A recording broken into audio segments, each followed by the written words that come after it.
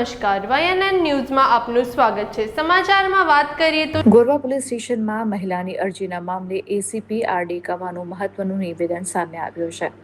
જવાબ લેવા police station બોલાવતા પતિ પર લાફાબારી કરાઈ હોવાનો પણ ખુલાસો વ્યક્ત કરવામાં આવ્યો છે। ત્યારે પત્ની સાથે આવેલા સાગરીતોએ પતિને ધમકાવ્યાનો આરોપ છે। પોલીસ પર લગાવાયેલા આક્ષેપોને એસીપીએ વ્યક્તિગત આક્ષેપ ગણાવ્યા છે। તો ઉર્વશીબેનની તમામ અરજીઓમાં તટસ્થ કાર્યવાહી કરાઈ હોવાનું નિવેદન આપ્યું છે। પત્નીની ફરિયાદના મામલે તપાસ બાદ હાલ કોર્ટમાં કેસ ચાલી રહ્યો છે। ત્યારે પોલીસે 4 લોકો સામે ગુનો નોંધી અટકાયત કરી છે। 2 આરોપીઓનો ગુનાહિત ભૂતકાળ સામે આવતા જ વધુ કાર્યવાહી હાથ ધરવામાં આવી છે। રિપોર્ટર રાહુલ રાજપૂત।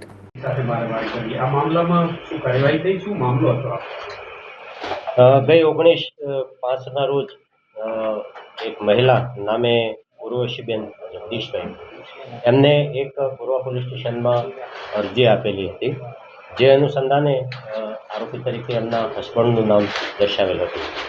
એમના હસબન્ડને નોટિસ આપી પોલીસ કાર્યવાહી માટે એમને ત્યાં બોલાવવામાં આવેલ હતા। એ જ વખતે આ અરજદાર ઉર્વશીબેન પણ ત્યાં આવેલા હતા અને કોઈ પણ કારણોસર ત્યાં થોડા ઉગ્રાવેશમાં આવી જઈ અને સામેવાળા જે એમના હસબન્ડ જે છે એમની સાથે એમને થોડી હાથ ચાલાકી કરેલી હતી। ત્યાં સુધી આ બધું એક ભાવાવેશમાં થયું હોય એવું આપણને માનવાને કારણ હતું, પણ ત્યાર પછી ત્યાં જાહેર રોડ ઉપર ઉર્વશીબેનની સાથે જે બીજા 3 માણસો આવેલા હતા, એ આ કામના જે સામાવાળા હતા કે ઉર્વશીબેનના હસબન્ડ છે એમને ત્યાં ગુનાહિત ધમકી આપે છે। ઉર્વશીબેનના જે પૈસા છે એ પાછા આપી દેજે, નહીં તો ગોરવામાં રહેવું તકલીફ થશે, જાનથી મારી નાખવાની, એમને આવી રીતે ધમકી આપવામાં આવેલી હતી। જે અનુસંધાને પોલીસે તરત જ એક્શન લીધા છે। બનાવ જે છે એ ગેરકાયદેસરનો બનેલ હોવાથી ઉર્વશીબેન વિરુદ્ધ તેમજ તેમના 3 બીજા સાગરીતો વિરુદ્ધ ગોરવા પોલીસ સ્ટેશનમાં ગુનો દાખલ કરવામાં આવેલ છે।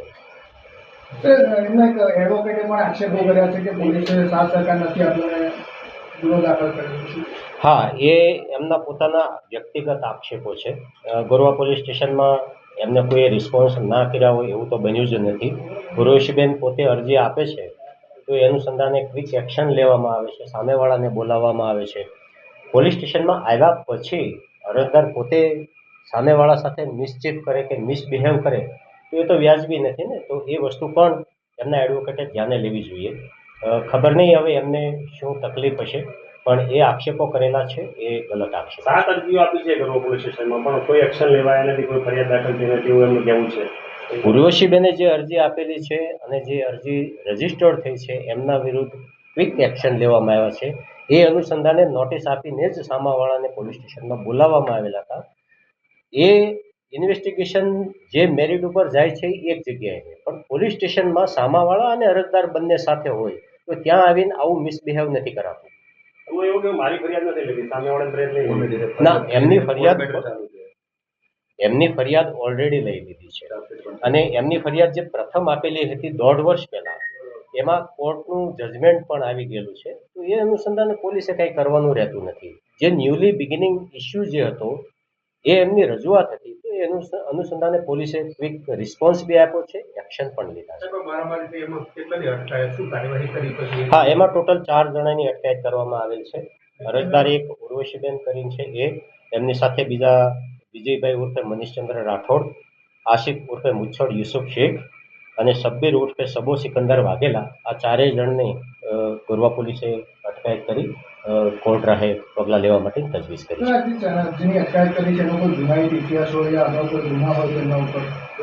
હા, એ તપાસનો વિષય છે, પણ 2 જણ વિરુદ્ધ ગુનાહિત મટીરિયલ થોડું મળી આવ્યું છે, જે અનુસંધાને અમે એમના ઉપર એક્શન તો લઈશું।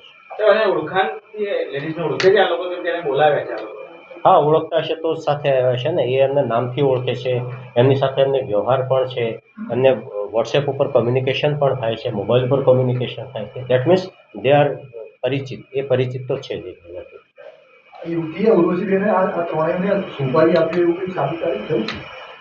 હવે એ તપાસનો વિષય છે, પણ જ્યારે પોલીસ સ્ટેશન બોલાવવામાં આવ્યા ત્યારે તો સામા અરજદાર તરીકે એમને એકલા જ આવવું જોઈતું, પણ સાથે આ એમના જે મિત્રો આવેલા છે તો કાંઈક તો એમનું રીઝન હશે ને, અને એ અનુસંધાને તો આપણે ગુનો દાખલ કરેલો છે। પોલીસ હવે કઈ દિશામાં તપાસ કરશે? સોપારી લીધી છે કે પછી એ દિશામાં પોલીસ તપાસ કરશે? હા, પોલીસે એ દિશામાં તપાસ તો આદરી છે, પણ એવું કાયદેસર સોપારી કહેવાય એવું ન કહી શકાય. પણ એ એમના મિત્રો તો છે જ.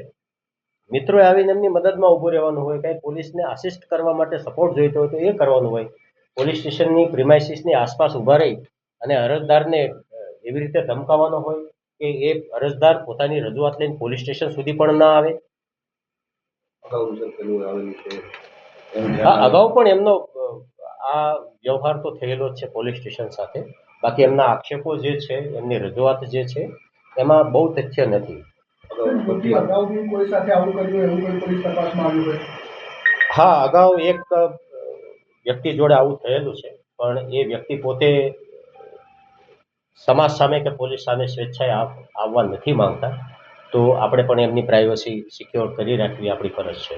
પતિ સાથે એમની માતાનું કે બહેનનું પણ નામ જોડાયેલું તો આગળ કંઈ મળશે સબૂત તો પછી આપણે કાર્યવાહી થશે?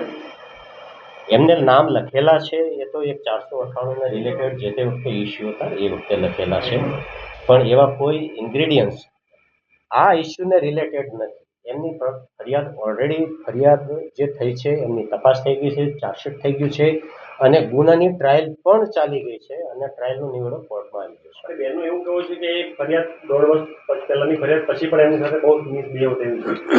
એવો એક પણ એવિડન્સ એ અરજદાર ઉર્વશીબેન રજૂ કરી શક્યા નથી. એ એમ કહે છે કે જનરલી રોડ ઉપર મારો પીછો કરતા હોય, તો હવે રોડ ઉપર તો પબ્લિક જતી હોય. સ્પેસિફિક એક વ્યક્તિને એમની સાથે બંધાયેલા છે તો એલિગેશન્સ કરવા જ છે. તો એલિગેશન ફરીલી થઈ શકે, પણ જ્યારે એલિગેશન્સ કરો છો, રજૂઆત કરો છો, તો તમારે એવિડન્સ પણ સાથે જોડવા પડે. પત્નીએ તાંત્રિક વિધિ કરી હોવાના પણ આક્ષેપ કરે છે. હા, એ આક્ષેપો છે. મેં સોશિયલ મીડિયા ઉપર રીલ પણ જોઈ હતી, પણ એ રીલ તો ફેબ્રિકેટેડ છે. કહેવાનો મતલબ છે એ દિશામાં પણ અમે તપાસ કરીએ છીએ, પણ એ વસ્તુનું તથ્ય હાલ પૂરતું જણાઈ આવતું નથી.